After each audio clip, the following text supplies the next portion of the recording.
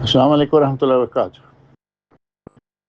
آپ لوگ تعلیم حاصل کرنے کے لیے گھر سے دور ہیں اور جہاں کہیں بھی ہیں وہاں قریب کی مسجد بریلوی دیوبندی مسلک سے تعلق رکھتی ہے۔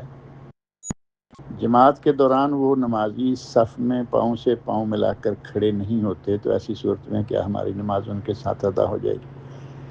آپ نے جو چیز اعتراض والی نکالی ہے یہ تو بہت چھوٹی سی بات ہے۔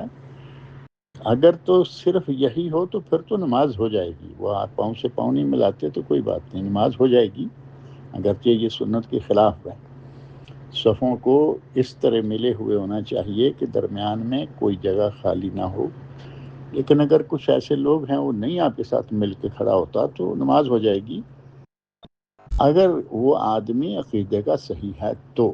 اور اگر امام عقیدے کا صحیح نہیں، پیچھے چاہے جتنی مرضی صفیں آپ مضبوط کر کے پاؤں سے پاؤں جوڑ کر کھڑے ہوں گے تب بھی نماز نہیں ہوگی۔ اصل بنیاد جو ہے وہ پاؤں سے پاؤں ملانا نہیں، اصل بنیاد ہے امام کا صحیح العقیدہ ہونا۔ اگر امام صحیح العقیدہ نہیں ہے تو پھر اس کے پیچھے نماز نہیں ہوتی۔ اور اگر یہ کہا جائے کہ ہمارے برصغیر پاک و ہند میں جو بریلوی مکتب فکر ہے، بریلوی مکتب فکر جن کے دم قدم سے یہ سارے مزار دربار اور سرکار چل رہے ہیں، یہ وہی ہیں، اور ان کا تو آپ سمجھ سکتے ہیں اچھی طرح کہ وہ تو کھل کھلا کے شرک اکبر کا ارتکاب کرتے ہیں۔ قبروں والوں سے مانگتے ہیں، مردوں سے مانگتے ہیں، زندوں سے مانگتے ہیں، وہ ہر کسی سے مانگ لیتے ہیں۔ لہذا ان کے لیے تو آپ اپنے دل میں نرم گوشہ بالکل ہی نہ رکھیں۔